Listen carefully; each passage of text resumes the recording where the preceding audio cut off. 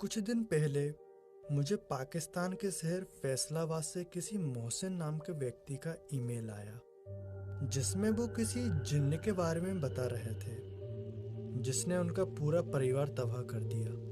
तो मैंने अपनी पाकिस्तानी टीम के एक सदस्य और अपने मित्र शाहिद को संपर्क किया जो लाहौर में रहते हैं, और शाहिद को फैसलाबाद जाकर उन मोहसिन साहब से मिलकर उस जिन्न के बारे में पता करने को कहा। मेरे कहने पर शाहिद फैसलाबाद मोहसिन साहब के घर चले गए। दरवाजे की घंटी बजती है। दरवाजा एक 50-55 साल की महिला ने खोला।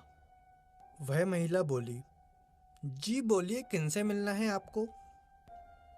शाहिद बोला, जी मुझे मोहसिन साहब से कुछ काम है, क्या आप उन्हें बुला देंगी? वो महिला बोली, जी वो इस समय दुकान पर हैं, आप वहीं जाकर उनसे मिल लीजिए। शाहिद बोला, अच्छा ठीक है। क्या आप बता सकती हैं कि कौन सी दुकान और कहाँ पर है? फिर उस महिला ने मोहसिन साहब की दुकान का पता बताया और शाहिद उन्हें शुक्रिया करके दुकान के लिए चला गया। शाहिद मार्केट में पहुंच के देखता है कि मोहसिन साहब की मार्केट में एक हार्डवेयर की दुकान है। दुकान पर शाहिद को लगभग एक 60 साल का व्यक्ति दिखा। शाहिद उनके पास जाकर बोला, क्या आप ही मोहसिन साहब हैं? वो आदमी शाहिद से बोला, जी हाँ, मैं ही मोहसिन हूँ, बताइए क्या काम है? शाहिद बोला, जी मेरा नाम शाहिद है, मैं लाहौर से आया हूँ। दरअसल मुझे यहाँ आने और आपसे मिलने के लिए अनिरुद्ध ने भेजा है, जो भारत में हमारी टीम से हैं। मोहसिन साहब हंसते हुए बोले, अच्छा जी, आइए आइए, बहुत खुशी हुई जो आप मेरे कहने पर यहाँ आए। और क्या कहना अनिरुद्ध जी का, कितनी शानदार डॉक्यूमेंट्री फिल्म बनाते हैं, और आज मुझको मौका दिया अपनी कहानी बताने का। शाहिद बोला, जी हाँ, अनिरुद्ध भाई की टीम कई देशों में है और हम लोग ऐसे ही पैरानॉर्मल घटनाओं पर डॉक्यूमेंट्री बनाते हैं यूट्यूब के लिए। अच्छा मोहसिन साहब, आप किसी जिन्न के बारे में बताना चाहते थे? मोहसिन साहब बोले, हाँ आइए अंदर बैठिए। और इसके बाद मोहसिन साहब ने दुकान के एक कर्मचारी को काउंटर पर बैठाया और मुझे दुकान के अंदर ले गए। अंदर 2 कुर्सियां रखी थी और क्योंकि ये गर्मियों के दिन थे तो वहां पर एक वाटर कूलर भी चल रहा था। मैंने अपने मोबाइल की रिकॉर्डिंग ऑन करके पास रखे स्टूल पर रख दिया, जिससे मोहसिन साहब की आवाज ठीक से रिकॉर्ड हो सके। शाहिद बोला, जी मोहसिन साहब बताइए। मोहसिन साहब एक गहरी लंबी सांस लेते हुए बोले, यह घटना लगभग 1 साल पहले की है। तब मैं और मेरा इकलौता बेटा आरिफ दुकान पर बैठते थे, पर आरिफ का मन दुकान में कम ही लगता था। वो तो हामिद नाम के एक फकीर के चक्कर में रहने लगा था। हामिद काला जादू, टोना टोटका, जिन्नों को वश में करना, यह सब जानता था। लोग बताते थे कि हामिद ने काले जादू से कई जिन्नों का पता लगाया है। आरिफ को भी इन सब कामों में रुचि थी। आरिफ ने हामिद फकीर को अपना गुरु मान लिया था। वो आरिफ को काले जादू से जिन्नों को खोजने और उन्हें अपना गुलाम बनाने के लिए उपाय बताता था। कई बार आरिफ ने घर से और दुकान के गल्ले से पैसे चुराकर हामिद को दिए थे।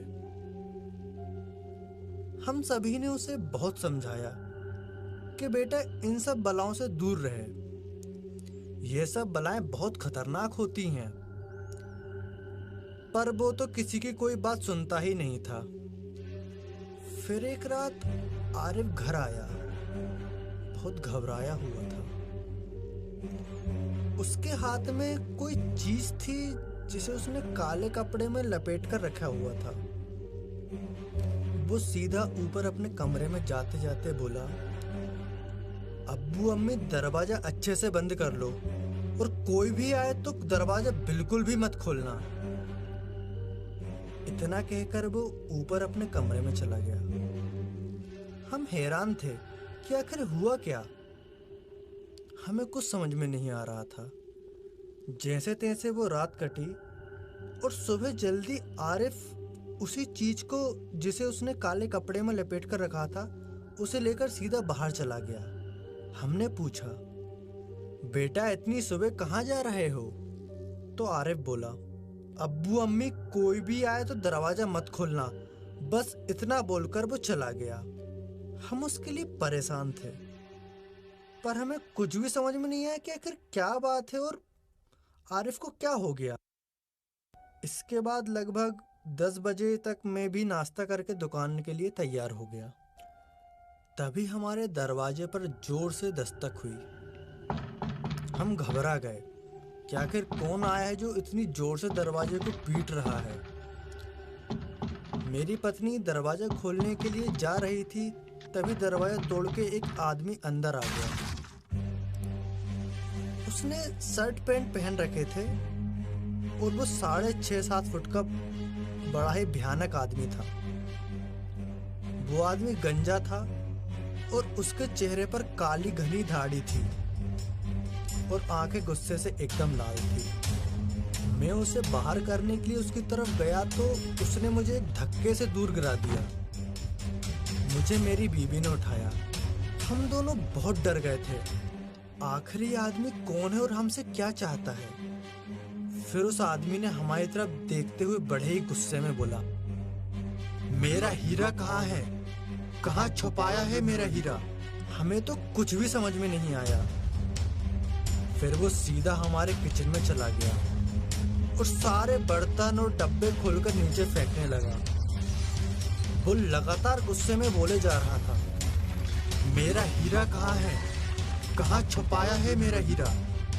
और फिर उसने किचन की दीवार को अपने हाथों से एक ही धक्के में तोड़कर सामने वाले कमरे में आकर उसकी फर्श पर लगी टाइल्स को अपने नाखूनों से उखाड़ने लगा। उसे ऐसा करते देख हम बहुत घबरा गए और समझ गए कि ये कोई इंसान नहीं बल्कि कोई खतरनाक बला है जो अपनी पहचान छुपाने के लिए इंसानों के भेष में आई है। और जरूर ये आरिफ की ही वजह से उसके पीछे पीछे यहाँ आई है। उसने देखते ही देखते अपने हाथों से सारी फर्श पर लगी टाइल्स को उखाड़ दिया। वो बस एक ही बात को बार बार कहे जा रहा था, मेरा हीरा कहाँ है? कहाँ छुपाया है मेरा हीरा? अब हमारे पास ऊपर वाले का नाम लेने और आरिफ को कोसने के अलावा कोई चारा भी नहीं था। मेरी पत्नी रोते हुए बोल रही थी, आरिफ ये तूने क्या कर दिया बेटे? पूरा घर तहस नहस करने के बाद वो जिन्न हमारे आंगन में जाके पेड़ पौधे को उखाड़ने लगा और आंगन की मिट्टी को हाथों से ही खोदता हुआ लगातार गुस्से में बोल रहा था, मेरा हीरा कहाँ है? कहाँ छुपाया है मेरा हीरा? तभी अचानक वहां आरिफ आ गया और ये सब देखकर वो उस पर झपटा। पर जब आरिफ ने उसका चेहरा देखा तो बहुत डर गया। यह वही जिन्न था जिसका अनमोल हीरा, जिसमें उस जिन्न की सारी काली शक्तियां थी, जिसे आरिफ ने हामिद फकीर की मदद से काला जादू करके उस जिन्न के पास से चुराया था। वो जिन्न आरिफ को पकड़कर बोला, ए कमीने आदमजात, बता मेरा हीरा कहाँ है जिसे तूने मुझ पर काला जादू करके चुराया है? बता कहाँ है? आरिफ ने जैसे तैसे करके अपने आप को उस जिन्न से छुड़ाया और बाहर सड़क पर भाग गया।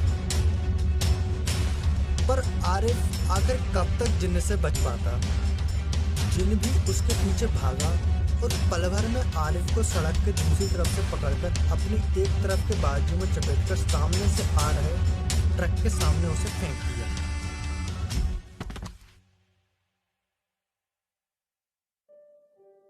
हमारे सामने ही हमारा इकलौता बेटा आरिफ ट्रक से कुचलकर मर गया। इसके बाद वहां बहुत भीड़ जमा हो गई। पर वो जिन कहीं पर भी नहीं दिखाई दिया, मानो गायब हो गया हो।